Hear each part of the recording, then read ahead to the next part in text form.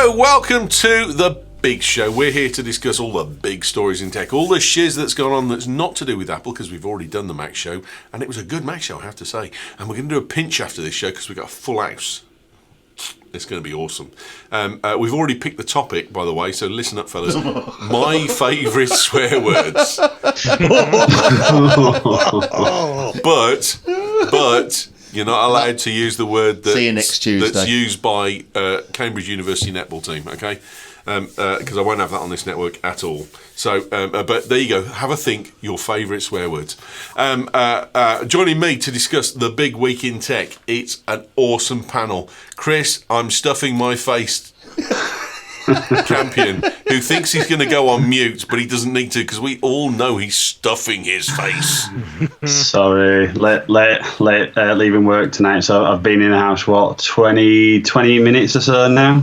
Ordered some food in the car on the way home, and it's just arrived. So Mrs. C will be dropping it up to me very shortly. Hey Siri, please order me some food for on the way home. And you got all the cinemas in Gloucester that you could go to. You know something? We don't get takeaways that often, but we've ordered from the same Chinese takeaway for that long that they already know the order. So all I do is basically tell them my name, and she says, "Fine, see you soon." That's it. We're the same. We got a place. If you actually we should do this maybe. But the Unturned is a fantastic restaurant in Birmingham. It's not a restaurant. It's a takeaway only. And they got shut down because they had a fire. It was a real bad fire. It gutted the whole place, and they were shut down for a year. And we were utterly lost. It was like, what should we do tonight? Let's order some food in. Unturned. The takeaway that we use it, and my mum and dad use it as well. So when I say, it's for camping, they say, which one? I say, Sun. Fine, okay, we'll see you soon.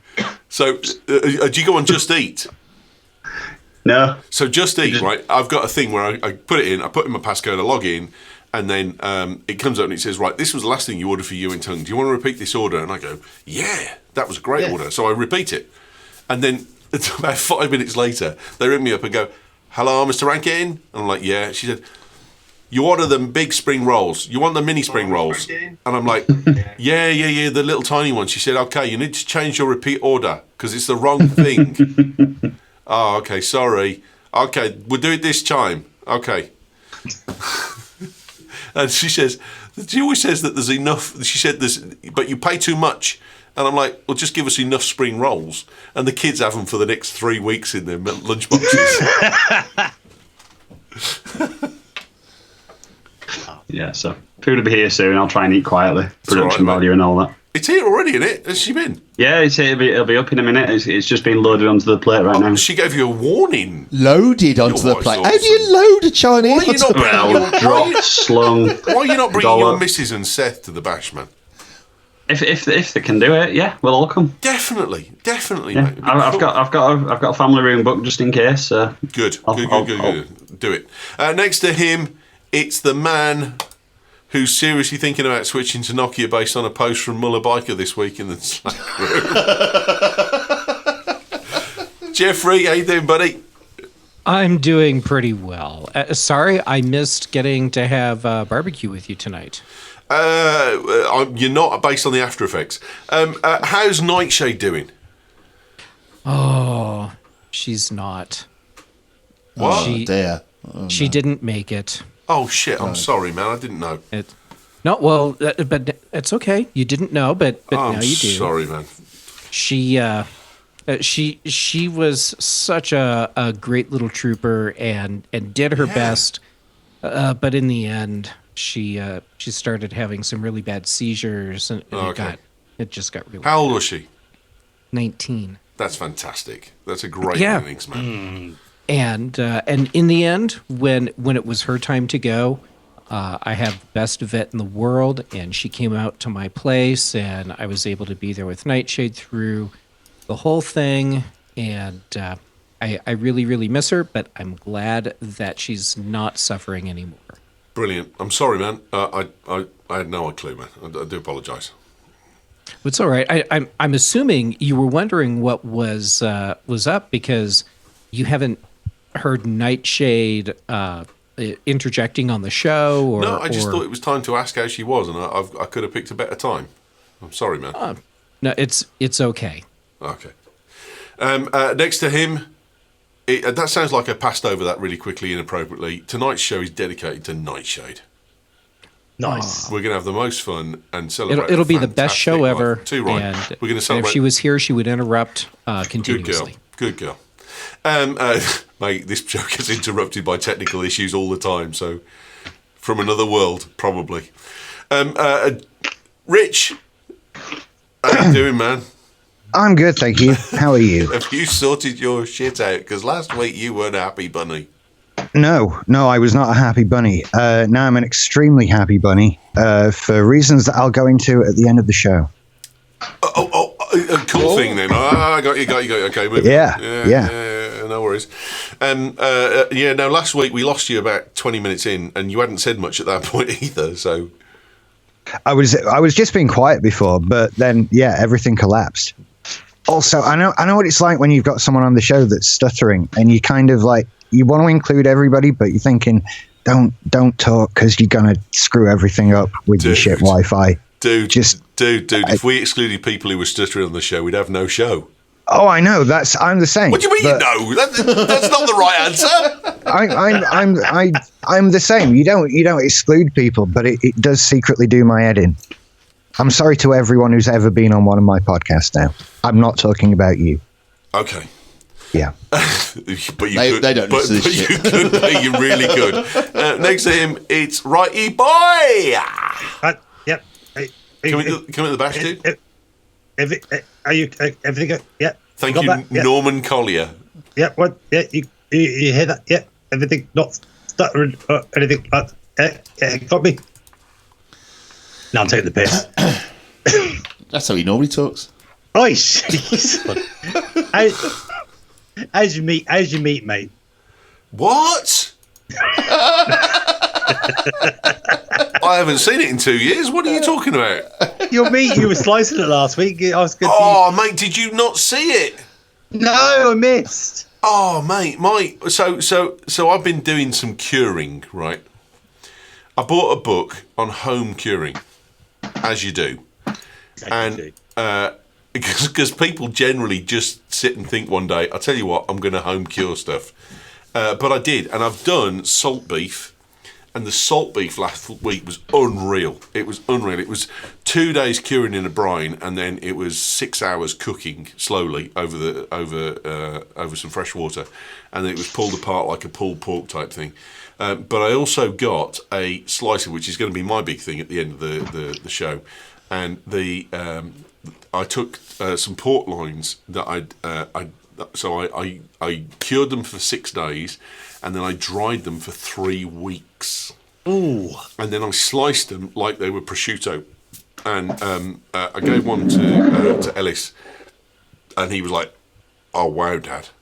Oh wow, Dad!" And he's eaten nearly all of them, so they're gone. But they are absolutely beautiful. You've got to buy that book that I recommended, Camps. You said about having it, but you've got to buy it. I bought it. You bought it. Have you done anything yet? Yeah, I bought it. It's arrived. No, not done anything with it yet. Maybe this weekend. Do the salt beef. That's the easiest one because it's about 2 days just to do the curing, and then you got to shove it into the boiling water, and it's fine. Yeah, it's ordered. It's downstairs. But yeah, my meat. Delivered it downstairs. I sliced my meat very thin, and it was good. Well, save me some. I'll make some fresh. What we're going to do, I think, the Sunday when we do the tradition, do the pizza and the barbecue type thing. Because we did the pizza last year and you weren't here, so we're going to do the pizza again. But we're also going to do some salt beef as well for the Sunday. So don't plan on going home till late on Sunday if you're coming to the bash. I'll tell the wife. Is she coming? No, she's coming next year. Oh, well, that's not good enough. She's got bring the wife and the girl, mate. They'd love it. I know. We're gonna plan it better. I kind of sprung at the bottom this year, but she's definitely 100% coming next year. I want to meet your wife because she's awesome, mate. She puts up with you.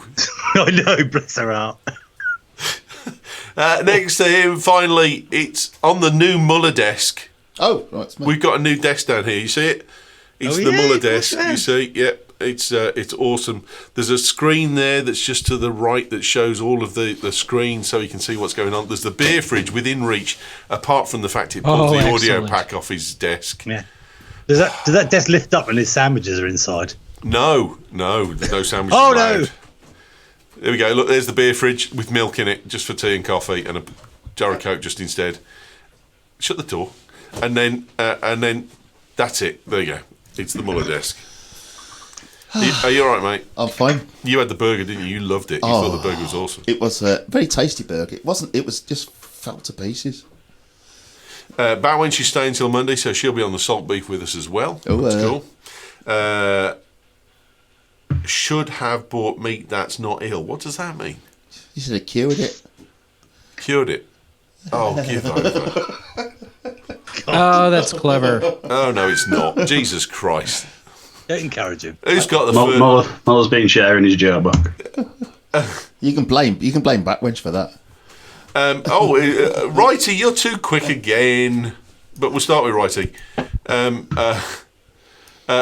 1 in 4 Brits want to sleep with their digital personal assistants.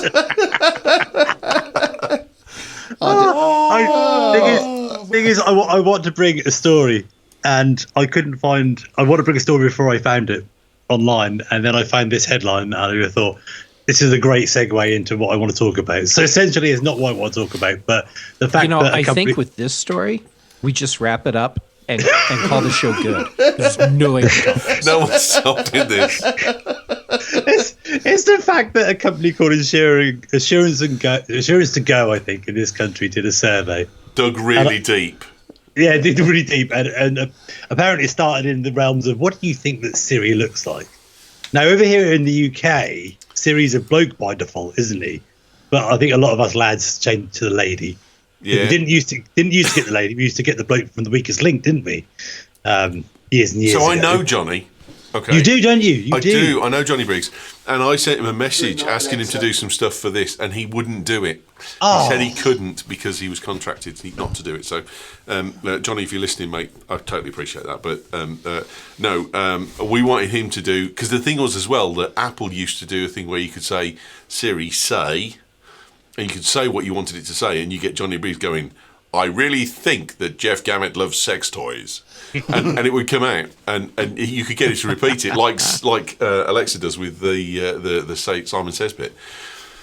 But they got rid of that, which was gutting. So it went to. Did they really? Have you tried that? Have you tried the Australian woman? well. No, I'm serious. Now if you go and to, I don't kiss and tell. No. If you put the Australian woman on, she's like a dom. It's like, oh, okay, tell me how to do it. she's not good at it. You feel like whenever Siri says, it's like, okay, Siri, take me to Bristol Parkway Station, and she goes, here are the cinemas near you. And the way the Australian girl says it, it's like, okay, I really ought to go to the cinema. I'm not going to Bristol Parkway anymore because I'll do whatever she says because otherwise. I'll slap it on her, Barbie. She's a dom. She's my bitch. She's the one that's there with the whip. Go to a cinema, bastard. That's her. I always say good night to Siri. I tried to do it there, but yours is rubbish. And she always says, good night, sleep tight. Well, have you got a bit of an issue? Are you carrying a bit of a torch there, Yeah. right, Mother? Well, 1 in 4 Brits. I might be one of the 4. So totally candid then, mate. Are you interested in shagging your what do you call it, personal assistant?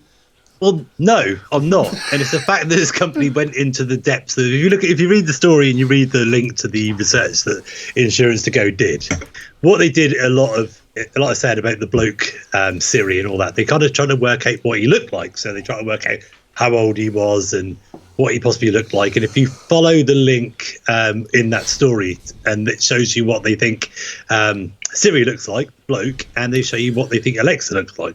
Alexa, she don't look bad at all. But 1 in 3 out of 4 Brits is want to shag their personal assistant, and I'm like, that's great. You want to shag them, but does anyone actually bloody use them? Yeah. We love Because- it.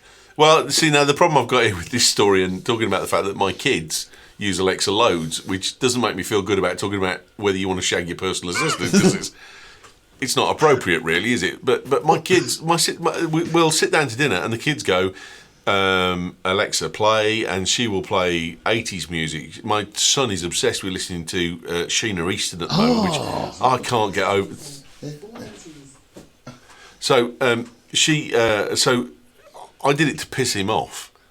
It was like, here's some classic music from the 80s, mate. Sheena Easton, Morning Train, go for it. And he plays it deliberately. And he's like, it's really catchy, isn't it, Dad? I'm like, what? Yeah, What? It's So that didn't exactly work out the way. No, you it didn't work out the way I wanted. To be honest, if you think about this, 1 in 4 Brits want to sleep their digital assistants. So 1 in 4 Brits, it just says that 50% of Brits are female, male, roughly. Say roughly. Yeah, So I that know. means 2 out of 4 Brits want to sleep with somebody from well, depending on which of another sex. How are you going to sleep with it? Is it like one of those things I where you don't know, just maybe close your eyes and I it? suppose you could put it on your pillow and just lean on it. You think Just Jeff is going to come out with a sex app that's just like, Alexa, talk dirty to me. Oh, she probably does. I wonder what Siri's response is if you ask her if she fancies a shag. I'll bet. She does what all British women does. She farts and rolls over. Hold on a minute. She's got a very long sentence here. I've just said it, and she's still going. Alexa, stop. She's trying to play some music. Right, here you go. Pull the lead out. There's loads of lead. Are we ready? Hold on. Give me a sec. I'm ready now. Alexa, talk dirty to me.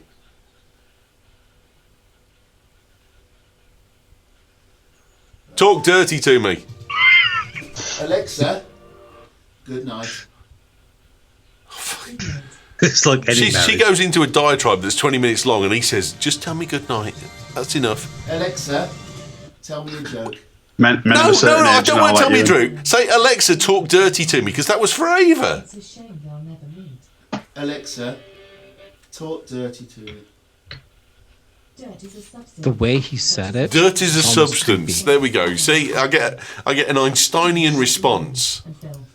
Dirt roads are made of dirt. Can I just say, I was actually quite positive about the Echo, but after that demonstration, I kind of hate it now. It's No. You're- Ruined it Jackie for Hurts me. put Alexa has a headache tonight, obviously.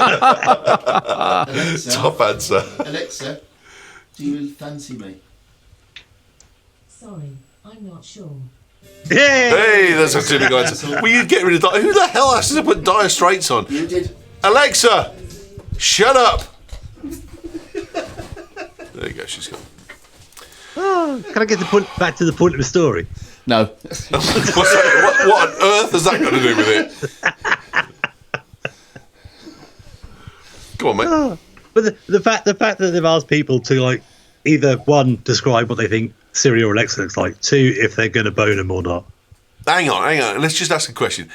You've got to answer honestly here, guys. How many people, when Alexa or whoever talks, have got a visualization in their heads of what she looks like? Hands up, I have. I have. I know what she Yeah. looks like. Nope. She looks like Jackie Hearn. You don't visualise what she looks like. I've no, never thought because about it. it's a phone. So Oh, you give over. You've got no imagination. The Well, no. lot of you. Did you Oh, see the episode of backbench. The Big Bang Theory where he meets Siri? There's the No. episode where he meets her in the room, isn't there? And she's this gorgeous blonde, and then he can't talk to her. Oh, She's that's stunning. Oh, you don't want to see the last one then? He's proposed to his bird. that. But that's a bit different. I had that with me doctor, right? So they put no. They put me. Talk dirty to me. I went to see the doctor, one of my doctors, who I like. She's very nice. Don't get me wrong, but she said, "I want to take your blood pressure, Mr. Rankin." I'm like, "Okay, that's fine," but I've just had an argument with someone. It might be quite high. And she said, she put the cuff on and she went, "It's quite high. We're going to put you on a blood pressure jug." I'm like, I don't think I need a blood pressure jug. I'm just a bit stressed at the minute, okay? It's a bad time of the year for me, but, we'll go for it. She said, "No, we'll put you on." And I had this blood pressure jug for like 5 months. And in the end, it got to Christmas, and I'm like, I'm stopping taking this. And I was wheezing while I was walking down the railway line. I felt like I was breathing through a tube full of water. And one night I thought, that's it, and I stopped taking it. And 2 days later, I was clear as a bell. So I went back to her and I said, this is rubbish. And she said, we'll give you another one. And I was like, okay. And it made me feel like I wanted to vomit in the night. I'm like, I'm not taking that.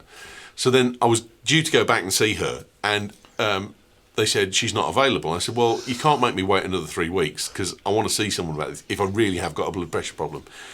And they said, well, this other doctor's available to you, who's a lady who I actually quite fancy. I thought she was rather gorgeous. So they said, okay, that's fine. You can go and see her. So I came to see her.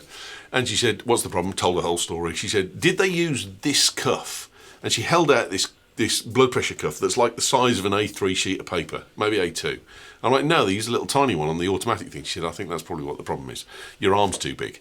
So she wrapped it round. But Oh my God. she leans forward, and she said, put your hand out. So I put my hand out on the desk. She leans forward to put the cuff on, and she drops her boob in my hand. And the thing is, like, it's like, you know when you got a teacher at school that you really fancy, and you say to all your mates, I tell you what, if she got me in the stationery cupboard, I tell you what I'd do.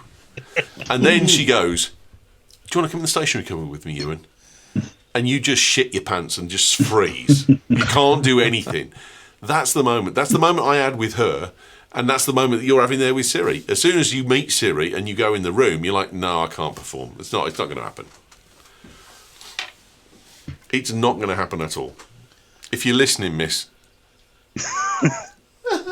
I'm sorry. I tried. I didn't tell the authorities. It's not going to come to court. It's not like a Ralph Harris thing. I promise. Oh, I could see a reunion happening here. No, I can't. At the bash. No, she's not coming. In more ways than one. No, so I can't believe that you, Rich. Why have you not got a picture of what Siri looks in your head? Or Because it's a phone. No, Siri's not a person. Oh, it is. Siri's in the phone and Siri's on my a bitch that iPad. is all use. Excuse me. I'm sorry, but Oh, yeah. I mean, without Siri, I would have to continue to not call people via Skype on my iPhone or just not go into the app to set alarms and stuff. It's a bit... Have you? There's that Siri speaker maybe coming, and I'm kind of thinking, No. but Siri's shit. yes, Siri is awful. Absolutely. But it is a Siri is a personal experience, I think, because Jeff, probably Siri works well for you. Siri actually works really well for Yeah, me. 'cause My you're- assumption is Yeah. that it's optimized for American accents. Probably. Well, it was trained by Americans, probably. Oh, yeah. Well, we have UK language settings. It knows it's speaking to a British person. Well, we tried a little experiment this afternoon because Patrice made a proud boast that actually Siri could respond in any language that you gave it. And he gave me a phrase in German and a phrase in French, and she had no clue. It didn't work. Interesting. Yeah, I don't anthropomorphize Siri or any of my technology stuff. How you visualize Siri at the moment, she's like a girl who might be really attractive, but she's the one that really annoys the shit out of me because she's useless. She's like a girl from Essex. Oh, Oh, my Siri's male, so I'm all right. Is your Siri male? Yeah. Oh, right, okay. He's a boy from Essex then. No, he's an annoying Londoner. Really? Yeah. Not that we're alienating Londoners by any chance, because by the way, we lost a listener this week because we slagged off Donald Trump apparently on the Mac Show the other week. Well, Jeff did. No, I didn't think it was the Mac Show. That's what happened. We got an email from someone who said that we'd slagged off Donald Trump and all Americans, which I didn't think we had. But apparently it was Jeff. I thought it was Jeff that did it. So It was probably me. who slagged off the Secretary of the Treasury? Not me. No, okay, it might have been the Mac Show then. So Well, to be honest with you, But- it's nearly all Americans on that show. we got accused of being lefties, commie bastards. It was like the McCarthy period or whatever. It's awful. Honest. What's the point of your story here, dude? yeah, I was getting to that point. Oh, okay, sorry, mate. Go ahead. Well, the fact that people take the time to work out what Siri looks like and if they want to do it or not is the fact that we don't Well, someone might prove me wrong because I'll say, "Oh, well, I use Siri, and I use this, and I use that." And I've got Siri, and I don't use her. I've got Alexa, who's here. She's not plugged in because I don't use her. I accessed my American account the other day on iOS to install the Google Assistant, and I did a lovely review on BTN. And today I don't use her anymore. And I don't see Why? No, you're because I haven't got Google Assistant because I'm not in the UK. You've got a US account that's got you access to that. Why have you displaced Google Assistant so quick? Well, one on iOS, it's difficult. It's not very easy to use. They've done everything they can by putting a widget in the left swipe and all that sort of thing, but she has to fire up and you have to wait for her, and it's okay. But then if you want to get a search result, she then has to open Safari to give it to you. It won't be all done in the app. So I'm thinking the only thing I really have got on iOS is Siri, and it's rubbish. And every time I get a virtual assistant, I just think I don't see the point in them, because it's a really basic kind of thing we've got at the moment. Like the one on the Apple TV is a really basic one. It's only good for like asking the most basic questions. What I want out of a virtual assistant, and God's sake, I'll never use it on OS 10. It's even worse on there, and I don't want to talk to my computer in front of people. The only advantage you have for Google Assistant is the fact you can type into it, and Cortana's the same. They don't give you anything relevant. If you saw the post that I was putting on the Slack room the other night, I was going, "What is British Tech Network?" And I asked her 5 times, and she would not get it once. And that might be my dodgy Norfolk accent. Yeah, but that's because one of the listeners told us this week you've only got 4 listeners. That's why. Is that what it is? Yeah. The fact that we had 16 people in the chat room at the time didn't really strike them, but it's that thing where we can't. You remember when the first cars came out, and there used to be that bloke who used to walk in front of the car. We're like that at the moment, because all we are is the big companies are collecting our data with us talking to our assistants, and they're collecting more and more data, and they're making it better and better and better. And maybe in a few years, they're going to be amazing. But that kind of Star Trek kind of computer, ask it anything you want. But what's it doing? What's the problem with that? Because the thing is, it makes better music choices. She plays something, I say I like it, and I go, okay. And she says, okay, that's cool. And then the next time I ask for music of a similar genre, I get better choices. That's what it's about. It's not about finding out who I'm having serious private conversation with the missus. No, but I want to ask decent questions. I want to ask complex questions. Like what? An interesting one I heard on a podcast today. I can't remember which one it was, and it was find a picture of Aubrey Hepburn using an oven. and it works if you get there in the end, and you can find a picture of Aubrey Hepburn using an oven. God, she looks gorgeous in that picture, and it's worth a look. But I want to do that, and then I want that kind of contextual conversation that leads on afterwards to which film was that from?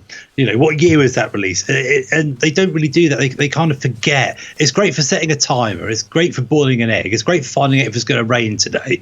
But if I want to know, that kind of thing, with the first kind of Siri adverts with a bloke running down the street, and he's going, book an appointment with so and so. And they go, "Oh no, you've got an appointment at 11 o'clock. Do you want to move it till 12 o'clock?" That never happens. And it never puts it in the right calendar. It never does this. The basic asking of questions is fine. The functionality with other apps is just absolutely pointless. So I don't find any use in any personal assistant. I can't believe I'm about to defend Siri, but actually Siri does do that, and it is pretty good. Yeah, I use it. Obviously, we've talked about a few times. I've started running again, and there's been a couple of times when I've been out and needed to phone home. Literally, just tap my earphones. Siri kicks in, call Angela, and it's worked. But I've got to be honest, that's a command that I use a lot. I use that in the car. I use that on headphones. I use it at work. If it's continuously learning, which it should be, and I believe does, it never gets that instruction wrong. I said today on the Mac show that one of the classic examples of Siri with me is I was sat at Gloucester Services and said, "Give me directions to Bristol Parkway Station and railway station," and they said, "Here's cinemas nearby you," and you're like, "Oh, give over," and he couldn't do it. But actually, when I tap to text in the car and say, "Send a text to Ellis, here's what I want it to say," and it reads it back to me, it's nearly always right. And I don't know what the difference is, why it screws at one and not the other. There is something going on that's not good, but but I don't know what it is. But it's not consistent, is it? It's like Can saying that command to phone Angela is always correct, but 9 times out of 10, everything else is just I can't do that or I don't understand that. And I know it's experimental phase, but how long have we had Siri since the 4S? And Apple took an application that was far more functional before they bought it, and it's actually worse now. I think, Siri, as an example, Siri is a bad application in comparison to other voice recognition systems, granted. But go back to your story. Yeah, well, I was going to say... Why do people want to shag someone who's inefficient? Yeah. Is what you're saying. Yeah, it's on the serious bit of my conversation. Would you shag your digital assistant? That's my story. If you were good at your job, I'd want to sleep with you. But however, the fact you're not means that I won't. Actually, no, your voice is sexy enough that I will sleep with you, but I won't respect you in the morning.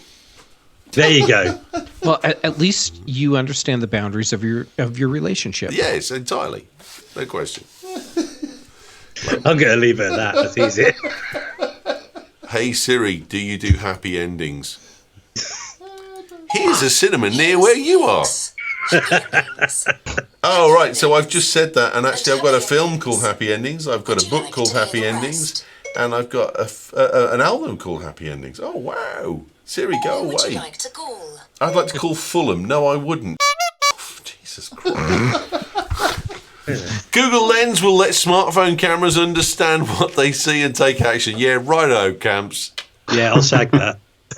So yeah, Google I/O this week. Obviously, this is linking to Google Assistant, but Google Lens, the software that sits behind it, has been unveiled, which will run in Google Assistant. It'll also run in I don't know how many other Google products that they've either got out or will be releasing in the coming months, allegedly. I think in terms of the demos that they showed, it looked pretty cool, and I can see it being a concept that could work if delivered properly. How much use it would be, I don't know. Will it ever make it to market, as we've talked about Google so many times before? I'm not 100% sure, but I think the concept of it looks quite cool. So what is it doing? Tell us what it's doing. It uses your camera. Yeah. And brings in AI, identifies objects that it obviously can see through your camera, and can do a number of things. So the 3 examples that they showed at I/O this week was one. The first thing they did was pointed the camera at a flower. The algorithms in there obviously identified the flower and said exactly what type of flower it was. So that's one use that they said. The second use that they showed was on the bottom of your router, you've got your barcode and your MAC address, your Wi-Fi password. They pointed the camera at that. It read the SSID, it read the password, and then gave you a prompt. Do you want to connect to this Wi-Fi? Connect. Does it automatically, apparently. And then the third example it showed was you're walking down the high street, you lift your camera up, you point it at a number of restaurants, it identifies where you are, exactly which restaurant you're looking at, and brings up things like reviews, contact numbers, menu options, that sort of stuff. So it showed, let's say, 3 real world uses for what Google Lens could be. I just thought it'd be a good talking point for tonight's show. I bet £1 million it could do people as well. But they won't turn that on because it'd scare the shit out of everyone. Yeah, exactly. Yeah. But I bet it could do that. Someone and have it come back and say, "Do you want to date this person?" And then it goes and finds a whole profile on them, sees if there's any open medical records that it can access. In case there's something you might get that you wouldn't want. And So are you guessing that you look at someone, Jeff, and it tells you what sexual practices they prefer? Sweet. Hi, I think you need a separate app for that, probably. Hi, this is Cassie. Cassie likes fisting, blowjobs, and I'll tell you what, though, if you showed the camera up to Jeff a bit, and I know a lot about Jeff. Jeff likes. Oh God! You could do it through your FaceTime conversations. It would probably say, you better get a friend and a lunch and just clear your effort. Dig in for the night. Dig in for the night. Can you please make Cassie Likes Fisting as the title of this week's show? We'll go well up in the ratings. You only get 15 characters. Does that fall under like it? That's my Queen cover band. Because that was a Queen classic, was it not? Dum dum dum dum dum dum. Oh no! Up to the elbow. That's not bad. The thing that is, this is what gets me, Camps, is that there's so many applications out there that are really good at helping you. So there's ones that you can, the augmented reality stuff that you get, where you go to Japan and you've got an entirely a different character reference there that you can't begin, unless it's pictograms, you can't begin to work out what the size is. And you hold it up and it tells you. But they always want an in-app purchase. They always want some money from you over and above. Mm-hmm. Whereas, are you suggesting Google Lens is going to give that me free? Or is Google Lens going to give that to me at a price? Or is Google Lens only going to be limited to the point that there are add-ons to it? That's what I don't get with this. I think this will. It's going to start off on things like Pixel, isn't it? And then it'll probably make its way into the iOS app at some point. It certainly won't be in there at launch. I don't think it's in there at launch, is it, Righty? I'll just check it now. I don't think it is. I think it's a later this year, probably next year sort of thing. I think the way that Google are going to use this, obviously they're going to have location tracking on it to get location accuracy. They'll use Google Maps and Street View to try and accurately picture exactly where you are. It's going to use Google Search to bring in all of the recommendations. And there's no doubt in my mind that the things like going up the high street and pointing it at a restaurant and getting recommendations, there'll be some ad revenue coming off the back as to, it'll push one shop, one store, one coffee shop, their either ads or recommendations to the front for you. But then are they paying for that recommendation, or is that a Yelp kind of, here's what everyone else is saying about it, or is it Google pushing over and above? That's what bothers me about anything that Google does, is not the referencing, it's the bias to the referencing. Yeah, they're clearly going to be collecting your information, aren't they? Could be like the back of it. No. I'm talking about the bias to the referencing, the fact that you go to the meatball shop there and you point it at the meatball shop and it's great, and Google is saying it's got 5-star rating, but it overemphasises the ratings because Google's getting paid by the meatball shop to say that it's the best thing in sliced bread since sliced meatballs round the corner from where you currently are. That's my issue with Google, is that Google gets paid based on advertising. If someone says, promote me more, how do I know Google Lens is not promoting them more? And that's where I have a problem. I agree. Oh, okay. Fair enough. I agree. No, I agree in that. Would I use this for recommendations? No, he's going to tell you something. I think for me it's more the other real world usage. You point it at Eiffel Tower. You can point it at pictures. Who is this person? And it goes away and references what it might be. So you need to describe it. You point your camera at a picture on a wall. Who is this person? I think going back to Rich's point in terms of do it on somebody on the street. Yeah, I've no doubt it can probably do that. I think that's different to pointing up at a picture of a band on a wall, an album cover, a famous person. I think it's gonna bring things like that back for you. We've already been seeing some of this, like with Amazon. Use the Amazon app, let it take a picture of something, and it figures out what it is, and then finds it on the Amazon store and tells you how much it costs. So the Google thing just seems like an extension of that.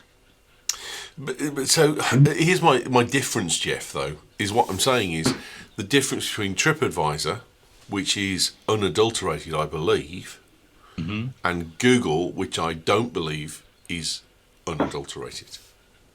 Oh, okay. That's my point. So if you go to the meatball shop, you go on TripAdvisor, and the meatball shop, you see 35 reviews, and you believe that you're reading the 35 reviews that have been left for the meatball shop.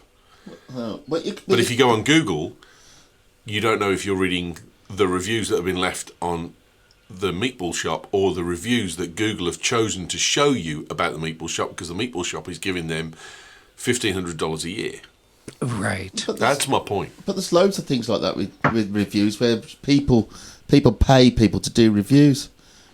don't they? Yeah, but I don't believe that's true so much on TripAdvisor. I think Certainly true on Amazon. there's so many people on TripAdvisor that those people that they couldn't afford to keep up with the genuine reviews to pay for them. Is my belief. I may be wrong. I may be naive. Yeah. Surely it's just a different medium for the same problem. In what way? I mean, well, if there's a problem with paid for reviews and attention like that, then why is it any different just because it's an augmented reality thing? Because we already have reviews and all these things, so it's really just another format at looking at the same information. I totally agree, Rich. Because I think if you go, I can go on Google Maps now and look at reviews of the meatball shop. Yeah. So what's the difference if it's augmented reality? But do you go? My point would be that Lens is trying to tell you that it's a better option because you can point it at the shop and get a review, whereas Yelp doesn't do that yet, and TripAdvisor doesn't do that yet, and Google does now. So Google skews the reviews because Google's getting paid for it, whereas TripAdvisor isn't. That's my point. Right. And I know I would go to TripAdvisor over Google in my mind, but the average person isn't like you and me. The average person goes to where they think they will get a response that will be quickest and easiest, and they've heard about Google Lens. They look through Google Lens, and Google Lens tells them how to think rather than them thinking for themselves. Yeah. That's my point. Fair enough, but I still think it's putting an existing problem in a different place. I see what you're saying. I mean, that comes down to the sort of the reliability of reviews of anything on Google. No, it's not about the reliability of reviews. It's about the fact of the promotion of reviews and the ease of access of the average person and the person taking Google Lens over going to the web. Because holding the camera up with Google Lens is significantly easier than going to the web and typing in tripadvisor.com, etc., etc., etc. Yeah. That's my issue, is the fact that they've got a proprietary interface which eases the route to provision of those things. So from Google's perspective, this actually enhances the value of the advertising they offer, because this is another venue that they can use to push promoted content. Yeah, AdSense stuff. Yeah, absolutely. I think for me, it's the other real world uses potentially that this could come out on that I like the idea of more so than the revenue from the looking for recommendations of places to eat, shop, visit, that sort of stuff. Yeah, you come back to the Google do no harm thing, and I don't think Google do harm. I think Google do what's best for Google, and in their own mind, then they ratify whether that's harmful or not. And I think I think more and more about the European ruling over Microsoft and the browser ballot, and the Google ruling that they had. And at the time when I listened to it 10 years ago, I thought to myself, they're being unfair on Google. It's just a free market. They're doing what they should be doing. But more and more now, I think about the fact that actually they have a massive influence on the way people view the web as a result. Totally. Yeah. And that's what bothers me about this kind of process. Could it be Google Glasses 2 coming?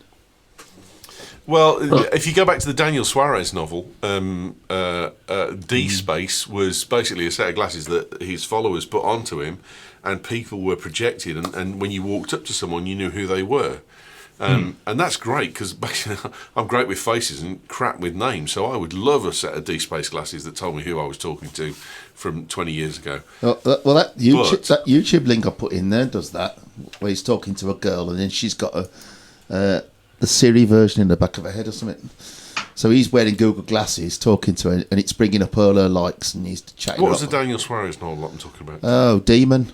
There we go. D-A-E-M-O-N. Because I read that. Oh, yeah, that was a good book. That was a great book. I really well, there's enjoyed two that. books. There was Demon. There's a second one. There's a second one. On There's it. a third one out I've not read yet. I've got it in my queue.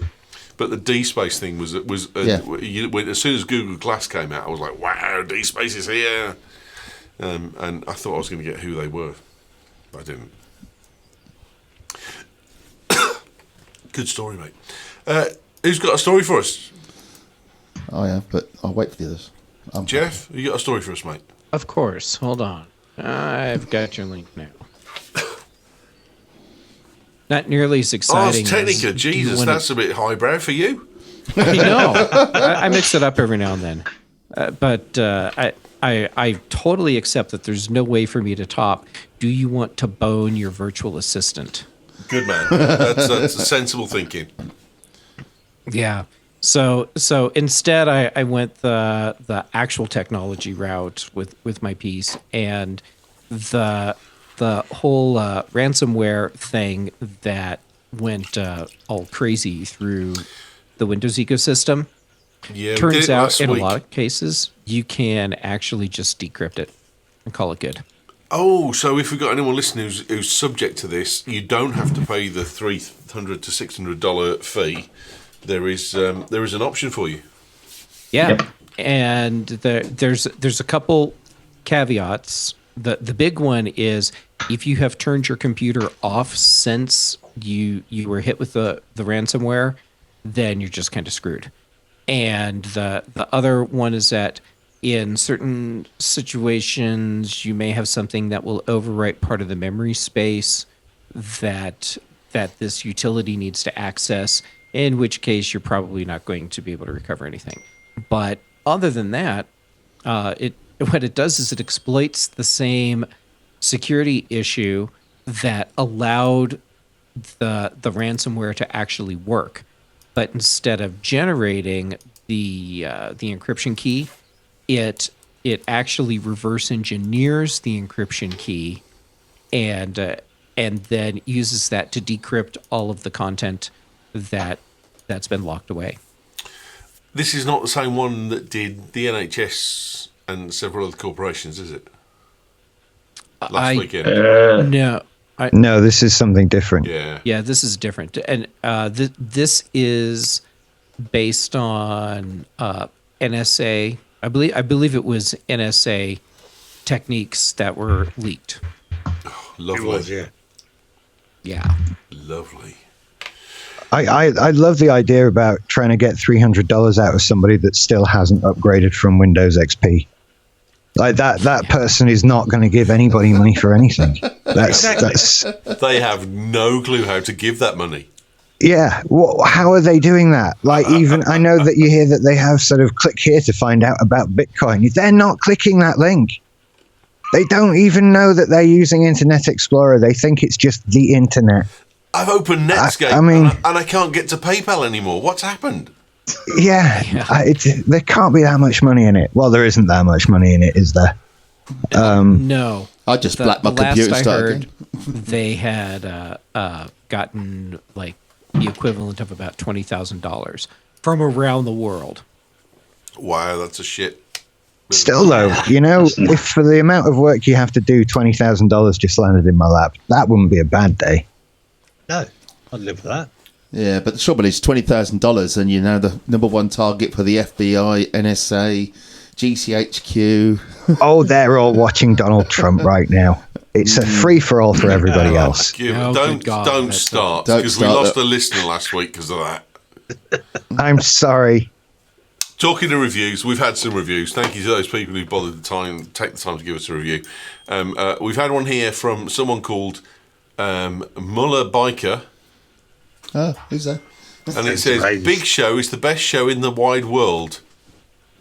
And the is spelt THW, just to point that out. That Muller Biker is the best guest ever, unlike the sweary host, Bet Ewan, won't read this bollocks out. Was he drinking? I have no clue. We've also had one from Skoda Boy who says, "What with the highest production values and the most professional team members, this has to be one of the best British podcasts out there. Surely I've missed nothing. LOL." Seriously, I love the show. Keep up the banter, and random sound issues add to the entire show. Thank you, Skoda Boy. And we've had one from Crikey Trousers. Oh my God, I love that name. Say it again, Ewan. Crikey Trousers. That's awesome. I love this network. Listening to these guys is genuinely like having a bit of a crack down your local.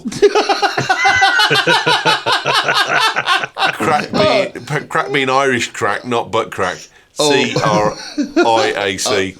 Yeah, insightful sometimes, daft a lot, tomfoolery japes with gay abandon. Gay abandon? Constant. If you want up to the second tech news with rapier accuracy, go elsewhere.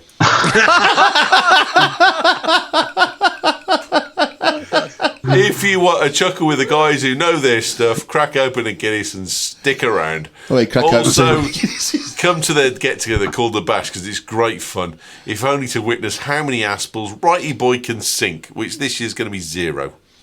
Oh, what? He actually said it? He did say it in a review. I'm sorry, man.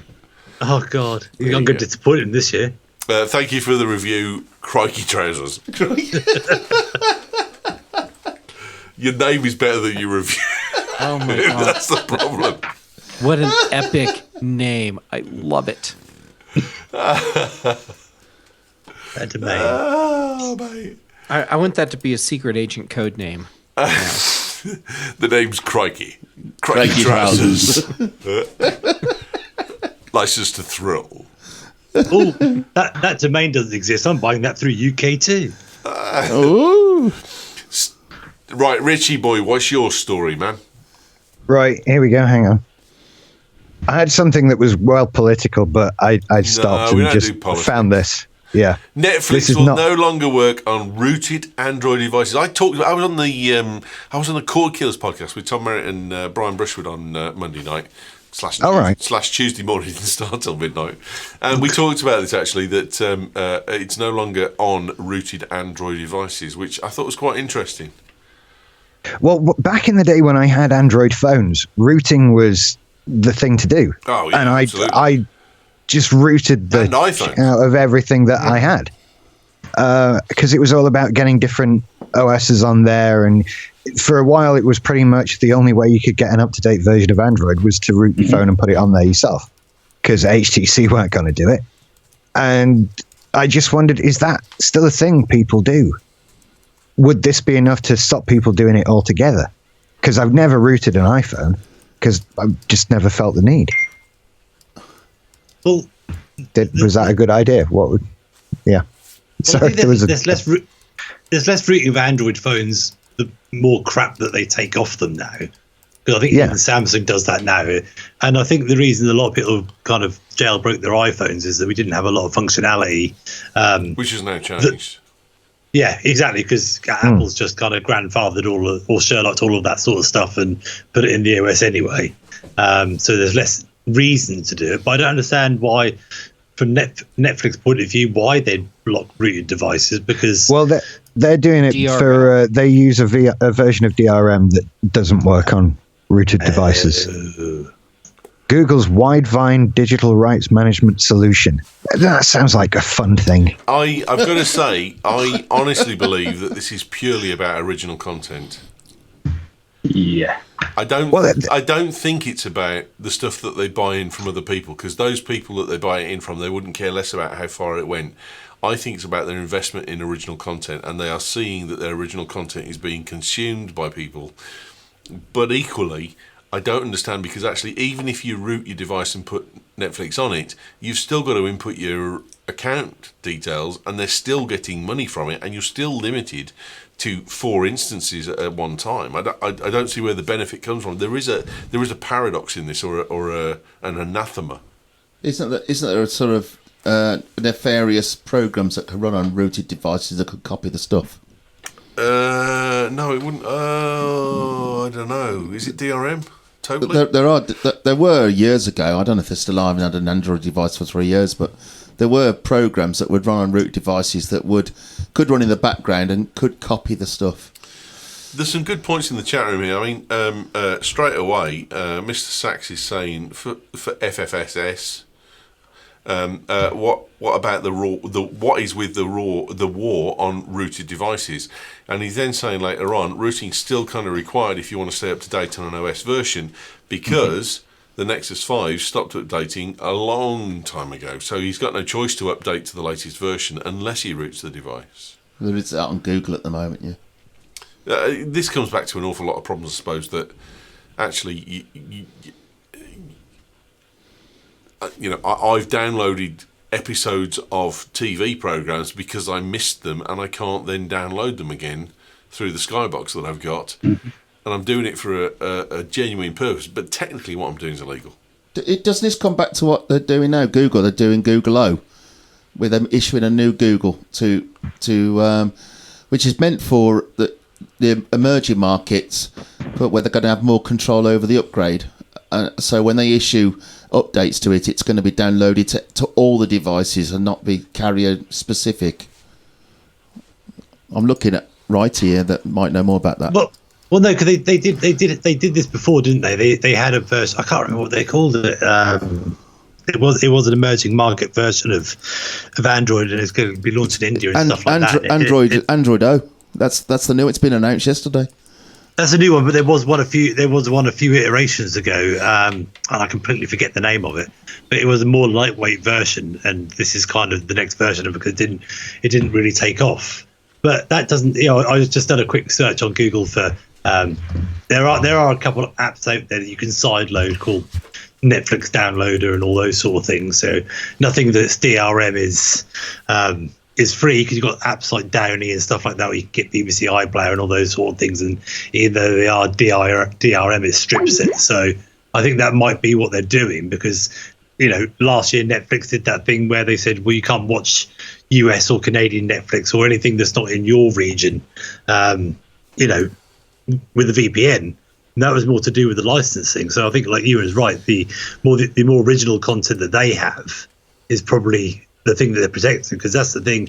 They're paying a certain amount of money for all of the movies are in the video store, but the stuff that they're making, they're putting serious financial investment into, so they don't want that going elsewhere. But this is the interesting thing, right, is if I use TunnelBear, I can go to a US site, in inverted commas, for Netflix, sign in with my UK account and get everything that's available in the US store. So it's not controlling geographic usage or geotagging, and it's not controlling DRM.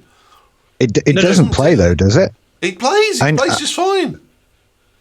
If you they had a whole thing last year though, where the movie studios were putting pressure on Netflix to block that, and Netflix did put out a statement saying we're gonna come down on people who use a VPN to use Netflix in a country that they're not resident in. Yeah, mine got blocked. Well, I didn't, because I used to do that. I had what was it called? Unblock Us, and that was a DNS thing. Life After Porn, which is only available in the US, using my account, using TunnelBear, which I shouldn't have. That's also available in the UK store, in the UK one. Two? Yeah. Really? Oh, okay. Shit. Don't do it anymore. I thought I was getting an exclusive watching Lisa Ann talking sports, but no. At least I thought it was. Oh no, I'm wrong. See, Campion chuckled then. He knows who Lisa Ann is. That's a bad thing. I know, sorry, I was chuckling at something else. I didn't realise. No, Ryo, yeah, I was scratching my balls. Yeah, bollocks. I was going to say, Mullet, when you were saying Google O, there. Yeah. Was it Google? Is it Android O? Sorry, Android O. Is that not the replacement for Android Nougat or Nougat? Yeah. And Android Go will be the light version. Have I misunderstood? I thought Android Go was the optimized version for the lower priced Android handsets, and O was the full Android replacement OS that's likely to come out later this year. Well, how I read that's it was, right. Yeah, I thought O was the India sort of centric one, but you may be right. No, they're just calling it O because they haven't got the guts to say they're going to call it Oreo yet. Oh dear. Oh mate, we should instead of your favourite swear words, we should do potential names for Google operating systems. Well, that's what Google is, isn't it? Or go through the rest of the alphabet. I've been making a list of my favourite swear words while we've been doing the show. It's quite long right now. We're going to do that, Rich. Don't worry. It's not wasted effort. Okay. It's not wasted effort. Jeff but will you can okay. also do My favourite name for Intel processors as well. Because I still can't work out where bloody KB Lake is. Oh, that's Jeff. Is it a real lake? I'm assuming it's a real lake. No, I don't believe that for a minute. Well, there's a place we can Let me check. see what I can find. It's a real lake It's out near KB. near Avalon. It's bound to be a real place. It's near Avalon, and there's a sword in there called Excalibur that no one's ever managed to pull out of someone's stone. Cable Lake's in Ontario. Ah, right, okay, fair enough. Surely there's one closer, because...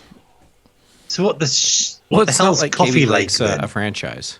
Coffee Lake, there you go. Tell me where Coffee Lake is. Is that Ontario as well? Or is that in Costa Rica?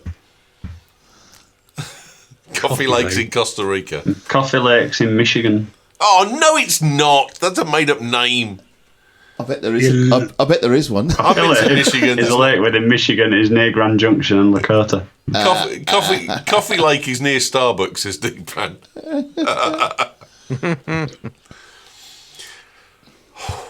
Good story, Rich. I don't get why Netflix did this, because they just want their stuff out. I think it's purely original content for DRM, though. Yeah. Maybe so. I mean, I kind of think as well, if your DRM doesn't work on rooted phones, is it quicker and easier and cheaper for Netflix to just say, well, goodbye, rooted people, our app doesn't work on your phones, or change your DRM structure? They're not going to change it just to accommodate people with rooted phones.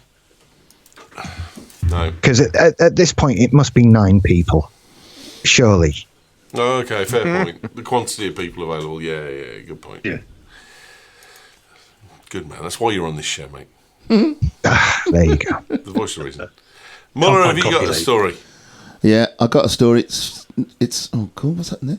It's very similar to Jeff's story. I just have to recopy it because it's oh bugger. Oh, come on, man. We haven't started the pinch yet. Oh, Control C, come on. hold on. I'm going back. Where is it? It's not Jeff's story, but I was very scared he was on the same story as me because it's the same subject, and I'm blimey. There you go. Hey! It's Microsoft. Microsoft. Master Control V. Jesus. Is Microsoft to blame for the ransomware attacks in internet history? So, going back Have to... you noticed how much iodine looks like Sachin Tendulkar there? Yeah, it does a bit, doesn't he? Yeah, he does. Yeah. Sachin Tendulkar. He looks like he's in a bit of Nutella. pain as well. Well, the story goes on, and there's a few other links. The other link is the CNET link's quite good. The New York Times link tends to take the mickey at the NHS. Very pro-Trump, I think. We won't go there. But what it's talking about is who's to blame for the... Because Microsoft pointed the finger at consumers, saying, you should have upgraded, you should have upgraded, you should have upgraded, you should have patched your systems. I brought this story up because I don't know an awful lot about this story, and there's obviously people like Campion and maybe Jeff and a few others that maybe tried to give me and a few other people on this podcast a bit of an insight into this. So over to the boys. Well, It's consumers that are responsible, and There you go. Tories. But we'll just stick with the consumers. And Tories, what the hell are you... No, hang on, you can't do that. How the hell are you pulling Tories in, you lefty? Because the ransomware that hit the NHS was hitting, of course, Windows XP, which Microsoft have more than once said, we are not updating this anymore. Please just use anything else. Let us go. Let it die. Get any other version of Windows. Just to be fair and balanced, Rich. Hang on. Yeah. When was Windows XP introduced to the NHS? Under which government? I've not finished yet, though. Oh, the problem isn't right. And so what happened is, rather than upgrade the systems, the government decided that they'll pay Microsoft to do special updates just for them. Right. And that's what they did. And they paid for that up until 2015, at which point they just stopped. And so they've known since 2015, since they decided to stop paying Microsoft to update Windows XP, that it's been entirely vulnerable. And so this was just something that was waiting to happen, and the people who had the power to do anything about it just ignored it. I got to say, Rich. So, Rich, my understanding of this is that the vast majority, the overwhelming majority of the users hit by WannaCry was Windows 7, not XP. Those major corporations around the world who are still running XP and paying Microsoft probably extortionate support contract premiums to still provide some level of XP support. I'm sure I've read an article this week that said Microsoft did provide a patch to those companies back in, I think it was March time. Yeah, it wasn't a publicly released patch. It was specific to those paying for that increased level of support, and Windows 7 was patched. But if people haven't run those patches, if people haven't kept up to date with their updates, then they're going to get stung. That's my understanding of this. That's and that's going to be more true of sort of consumers in the home rather than to be businesses. Fair as well, Rich, is that not a global issue rather than a government issue? Because I'm just in that particular case, I was just talking about just the NHS thing that happened. There's going to be different reasons. There's a lot of companies who are on the cutting edge, the bleeding edge, necessarily perhaps of their ability to control their network, and they still got hacked by this. And also, you look back to the stuff that's gone on with the NHS. The problem that you've got with the NHS is changing goalposts. You employ a consultant to provide you with a thing, and then when they provide you with that thing, you go, well, could it just... And that is what's dogged the NHS for 20 years in terms of IT.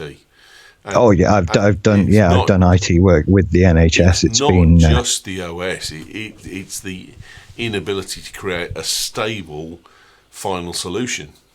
I think ultimately, when people are in charge of computer systems that they don't themselves use, they tend to care significantly less about all aspects of that computer system. And so that applies to sort of governments, but especially private businesses and that sort of thing. You know, every computer I've ever used at work for someone else has been a pile of garbage because they have to buy me a new one and they don't want to, and they don't care because I'm the one using it. And so this sort of thing leads to problems like this. It's an lack of desire to upgrade a computer. There are also embedded systems that were some medical devices are using embedded versions of, say, like Windows XP. And the companies that created those devices have gone out of business. And so there's no one that can issue patches for these devices. So they're just open and vulnerable, and that's it. There's nothing that can be done. I mean, and so in that case, that sort of says Microsoft is not to blame for the largest attacks because, as you say, if there's stuff being put in by businesses that don't exist anymore, that's hardly Microsoft's fault. I mean, it sucks, but it's not their fault.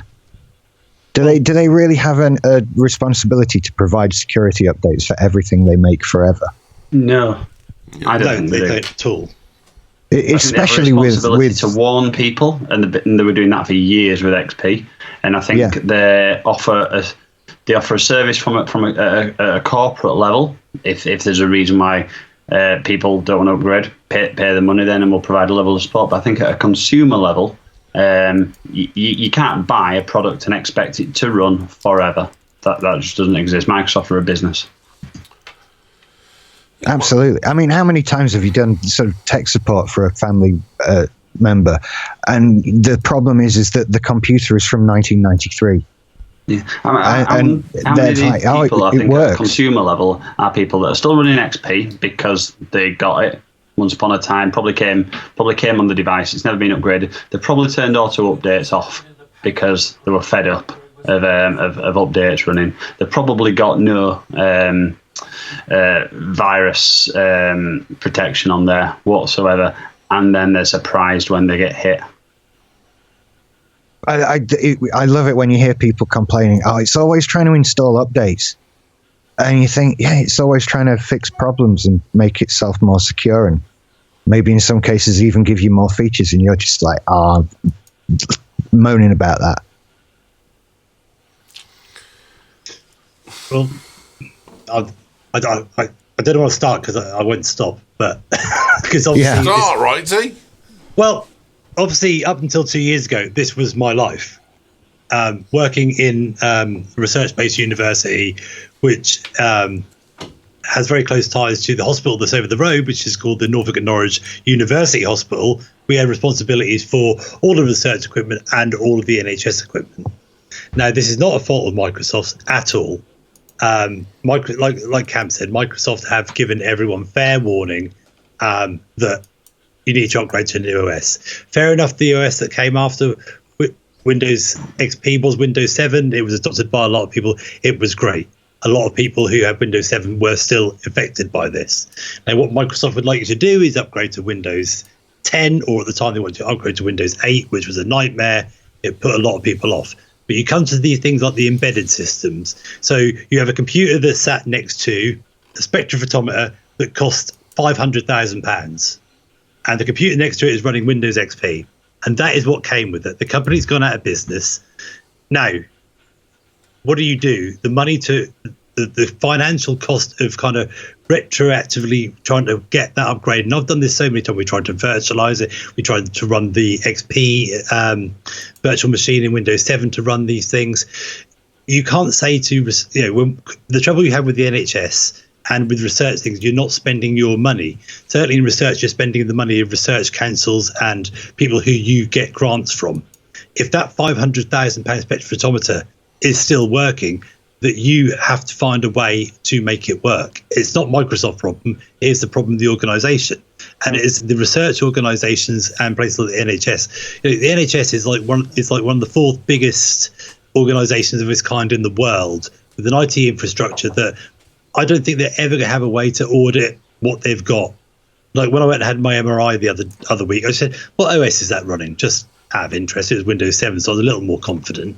But the scale of the problem is so big. Now, Windows, like all operating systems, it's still a consumer operating system. Yes, you get professional editions, you get enterprise editions, but they're mainly cut down for things like networking and all those sort of things.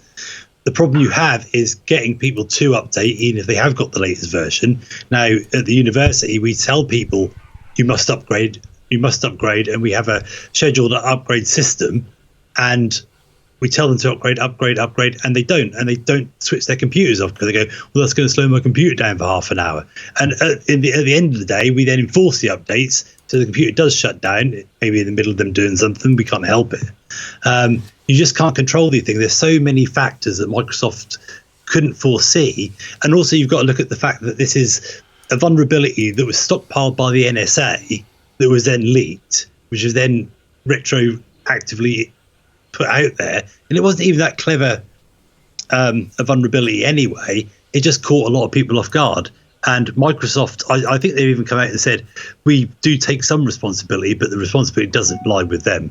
It's just a problem with operating systems.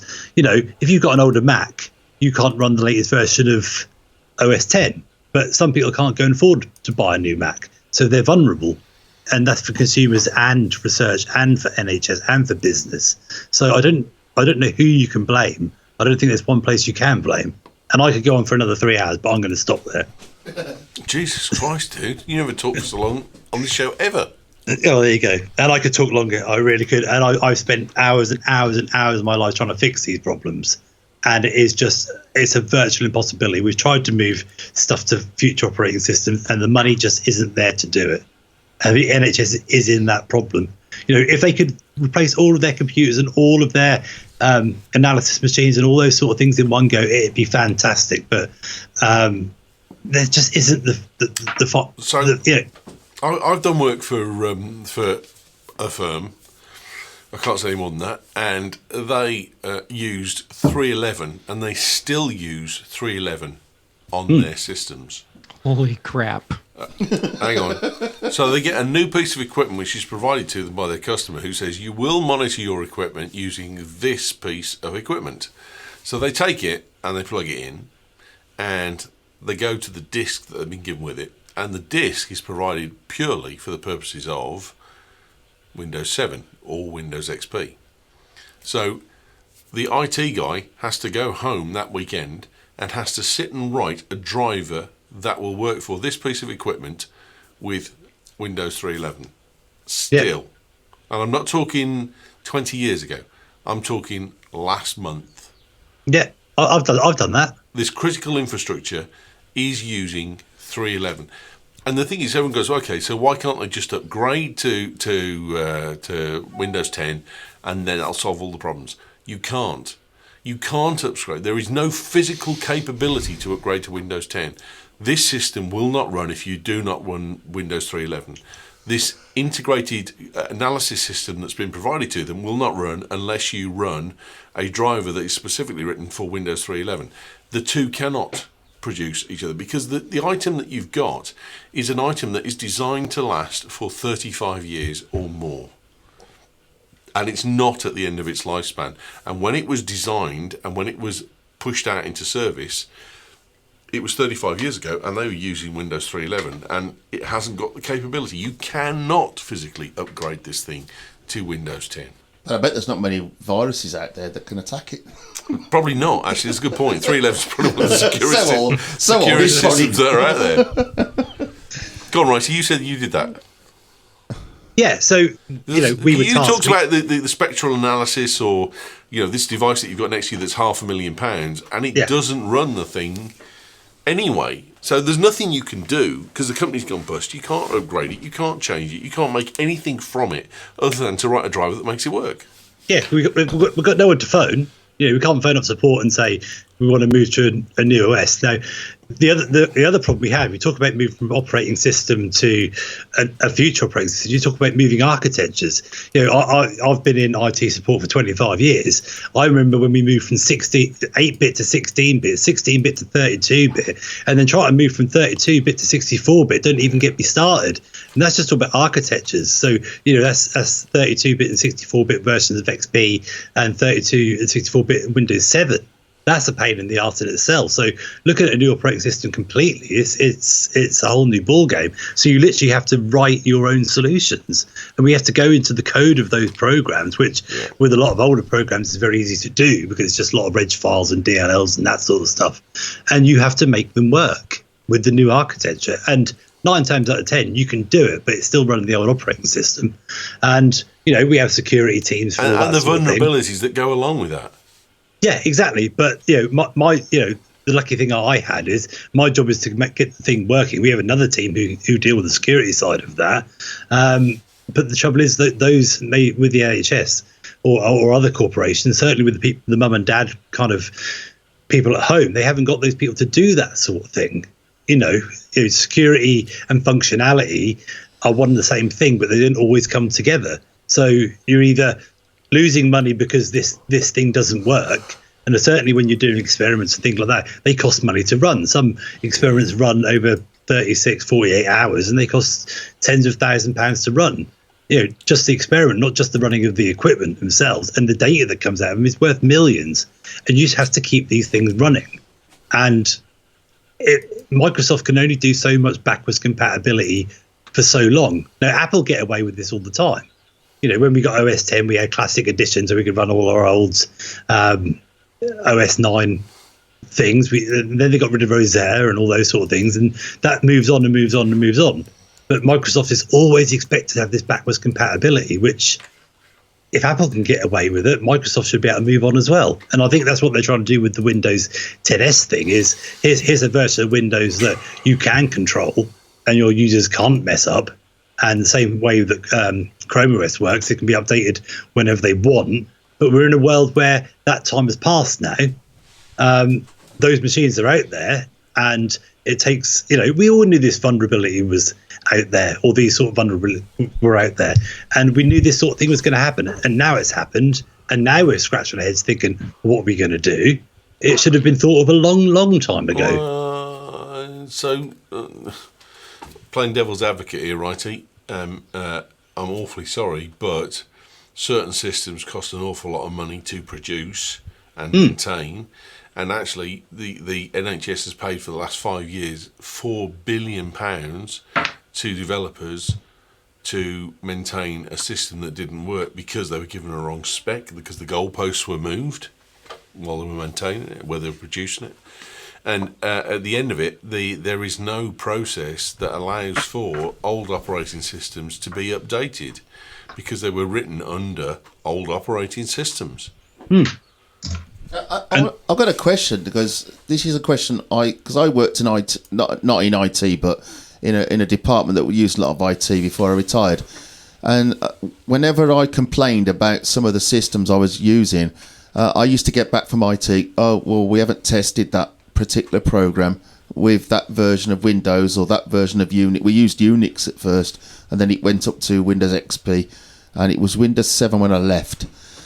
But constantly they said that the programs hadn't been tested. I mean, what's your take on that? I mean, is there any reason why half of these programs wouldn't work? Just go to simple things like JPEGs. I am sending JPEGs to customers in a zip file, and their version of WinZip can't unzip the WinZip file that I've sent them.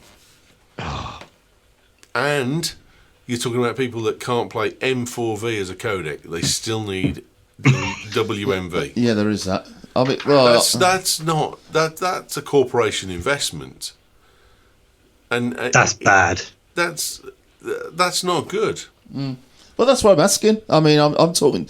There's people on this panel that do IT support, and I was an IT user complaining to IT that I was using systems that were vulnerable, and was getting. That's why you got sacked. I got retired. You were retired because you were raising questions that no one could answer. I was the troublemaker.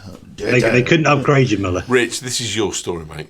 You get the last one. That was my story. Yeah, I've done mine. And a little bit of Jeff's, actually. So let Jeff have the last word. Okay, so it's your story then. Well, I get the last word. And I want Jeff to have the last word because it's a bit... Jeff, you got the last word.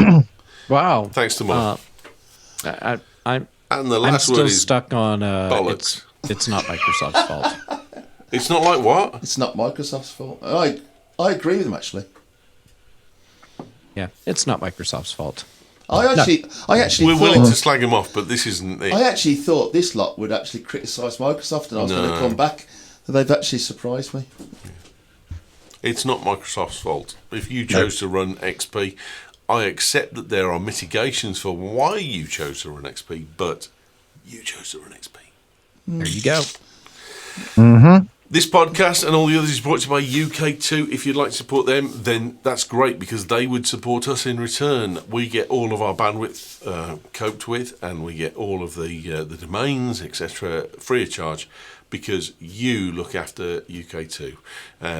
Please go to BritishTechNetwork.com/sponsors, and you can look at all of the offer codes that are available to you, and you will get a free basket in UK2's offering. Also, the bash is coming up. Yes. The bash is awesome. Rich, you coming to the bash? I don't know. When is the bash? It's on the 1st of July. Thank you for feeding me that line. It's £20 for adults, and it's £5 for anyone over the age of 5. Just because the little shits eat all the food. They're like locusts. We did it last year. We had loads of food, and all the kids ate the food. But to be fair, all the adults are saving themselves for the curry. Yeah, too. But there was a curry on the Friday night. There was a game of golf on the Friday morning at 10 o'clock. We got 4 spaces available. There is a curry in the afternoon. Then on Saturday, there is the bash all day. And then there's a curry back at my house afterwards, which will get delivered. And then on Sunday, there's breakfast at my place or at Hickory's, depending on what we decide upon. And then you can stay on Sunday night and you can do my earth oven, which I'm going to get made, which might not get made, but we'll manage. And then Monday, you can go home. So there you go. Book Friday and Monday off and come to the bash because it's absolutely bloody awesome. You certainly put far more work into that than we ever did with a Simply Syndicated meetup. Oh, we just got a room in a pub. Have you gone? Sometimes we didn't even do that. No. Have you looked at the bash video? I haven't. No. You've got to look at the bash video. The bash video is awesome, mate. It is a great representation of what actually happens on the day of the bash. Let me find.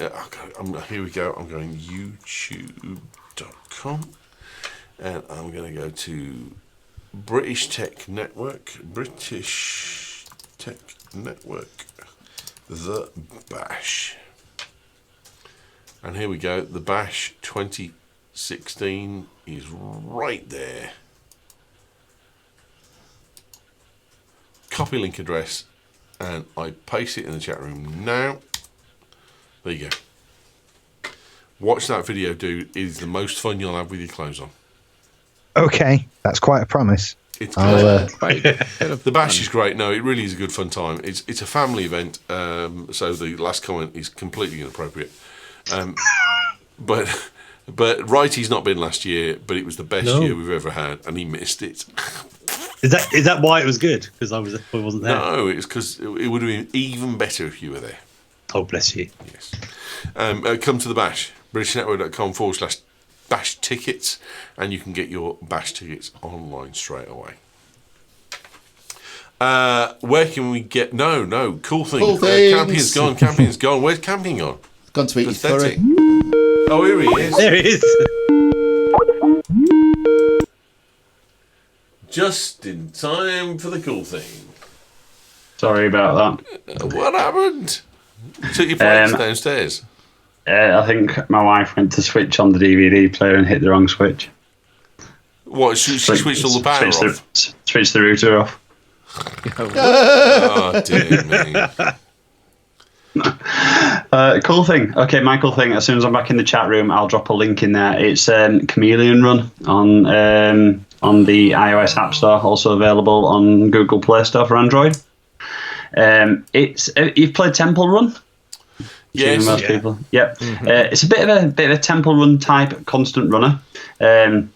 Literally a two finger type game. One left hand tap to jump, right hand tap to spin and change colour. And you're a constant runner down a platform, jumping from one level to another. And if you're running on the pink part of the platform, you make sure you're coloured pink. When you jump, you hit the button, you twist, you turn yellow to land on the yellow platform. And it's a proper morning motion game.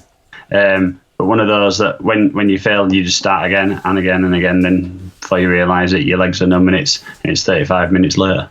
$1.99 in the App Store. Well, I think it's $1.99 in Google Play Store as well. However, if you use certainly in the UK, if you use the Apple Store app, it's currently Apple's free app this month, so you can get it for free via the Apple Store app on iOS. Excellent, mate. Good pick. We like that. No problem at all. Jeffrey, what do you have for us, sir? Mine is free, which is We always like good free. because I know sometimes I pick things that cost you a lot of money. Sorry about that. Is it arousing? It's fun. It's a video. Oh, okay. Someone redid the trench run from Star Wars in Lego, Oh, man. and it's only a couple minutes long, but it's just loads of fun to watch. And And hopefully the YouTube link I put in the chat room is for Lego Star Wars and not like something that's more adult. Me too. But so this thing is how long and how do people? We got the link in BritishChatNetwork.com/chat if you want to watch it. But how long does it last? It's just a couple minutes long, so it's Exactly not a 1 big minute. time investment, and so it's like the highlights of the trench run from Star Wars, but done in Lego. I watched this week. There was like an animated short of the explosion of the Death Star after Luke drops the bomb down the trench run. I haven't seen that. Oh man, it's like a fan thing, but it's the add-on. It's after Luke drops the bomb. What happens then? I don't know. Well, the Death Star blows up for a start. Well, granted, There is that. It's blown up for the last 4 films, so Yeah, why would it exactly. change? But there's a bit everyone looks and kind of like, holy crap, the Death Star blew up, and then there's like a debris field, but it's animated, and I can't remember whether it's a fan thing or not. Jake used it this week. I need to talk to Jake. Okay. There we go. I'm looking forward to seeing the link. Okay. Good pick, mate. Thank you very much. Rich, do you have a cool thing, man? I certainly do. So, as we mentioned last week, my Wi-Fi died. Very sad. Right. And so, rather than place it with another BT Home Hub, I jumped onto Amazon and came across now this is quite a name, Netgear D7000-100 UKS Nighthawk AC 1900 dual band 600 plus 1300 MPS wireless Wi-Fi VDSL/ADSL modem router for phone line connections, BT Infinity, UView, TalkTalk EE, and plus Net Fiber. Snappy. Yeah. And trying now to not get upset about the fact that it's currently £25 less than I paid for it last weekend. Bend over. It's quite an astounding piece of kit. It just totally replace. You can get the routers where you sort of plug your BT modem into your router and then let the router do the Wi-Fi. I didn't even want to do that. There is no BT equipment in the house now. It connects straight to your BT Infinity connection.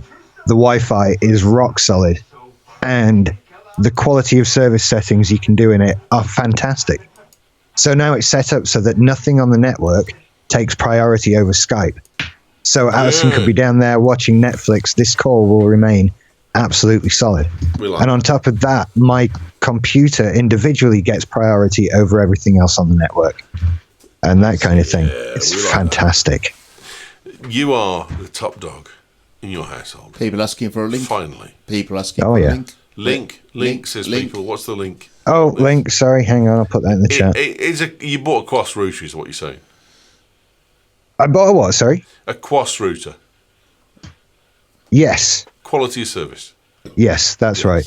It's also got things like there's 2 USB 3 ports on it, so you can plug a hard drive into it and use that as NAS, or you can actually use that as a cloud thing to access from outside.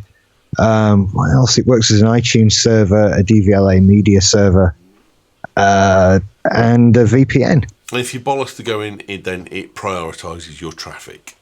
Exactly. Yes, good. I have one too, but it's just shit. Does it cook pizzas? No. Sadly, no. But I think the model above does. It's just rubbish. Righty boy, have you got cool things for us? I do, mate. I do. More remorning motion, as we all enjoy in the mornings. Oh, we love a crap with our gaming. We do. This is an app called.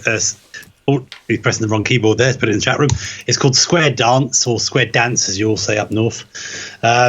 So it's a really simple little game. As you can see there, there's lots of little coloured blocks inside a kind of deformed arena, and the thing that you need to do is to get the two of those colours together.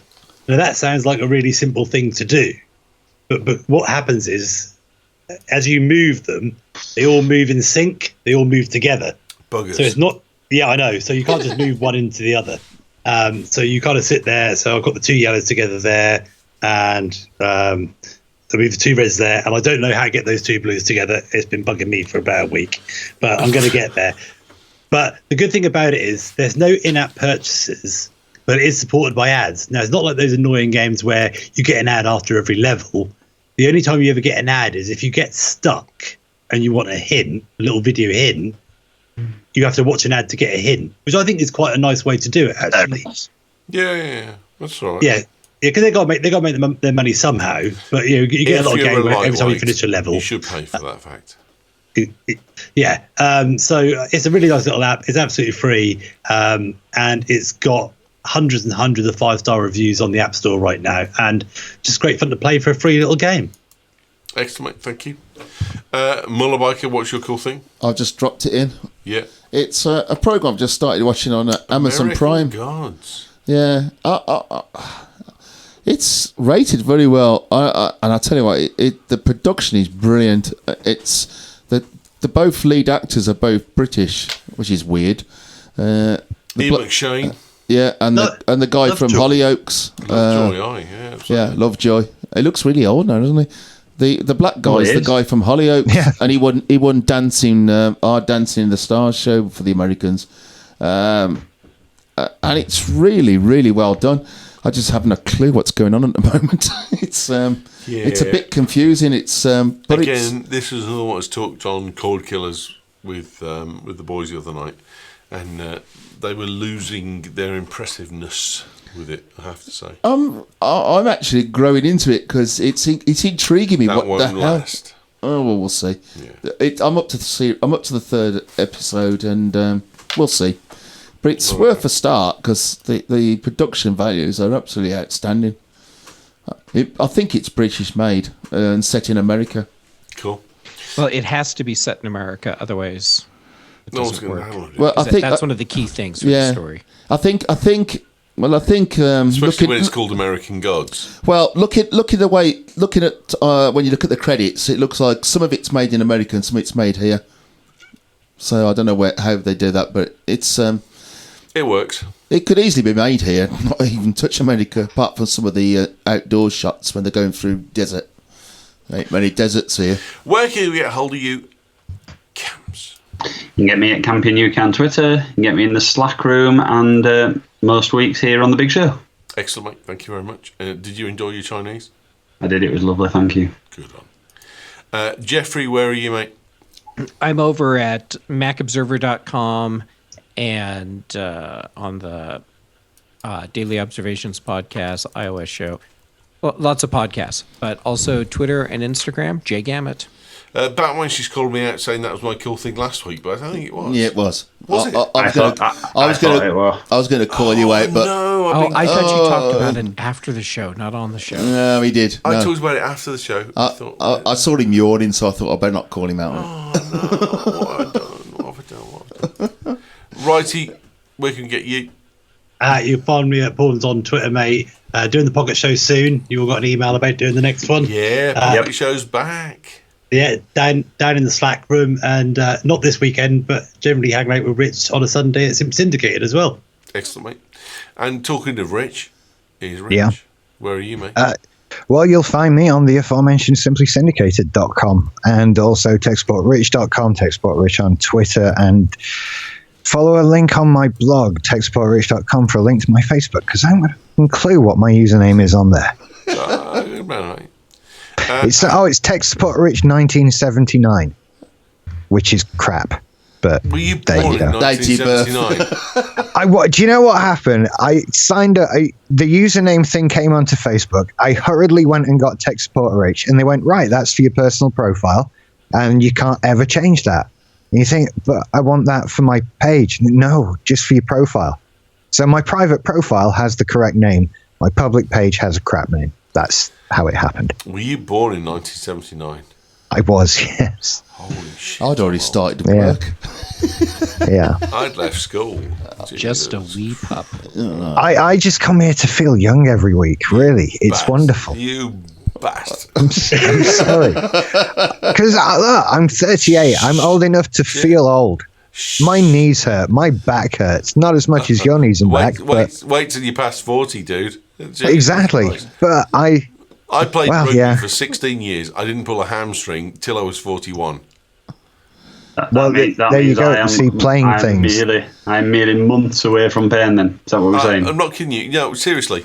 I played rugby and cricket for 16 years and I never had any serious injuries. And then a guy said to me at a rugby club, he said, wait till you get past 40. He said, that's the kill me gene. That's when it kicks in and everything starts to fall apart from there. Yeah. So 40, my day of my 40th birthday, we went out and we did a sports car round the Cotswolds that Sharon had paid for, and we had a picnic in it, and it was brilliant. I'm one day past 40. I'm over the park with my son chasing a frisbee, and I pull a hamstring. I've never pulled a hamstring in 16 years of rugby, and I pull it placing a fudging frisbee in the park the day after I'm 40. And Gary goes, told you.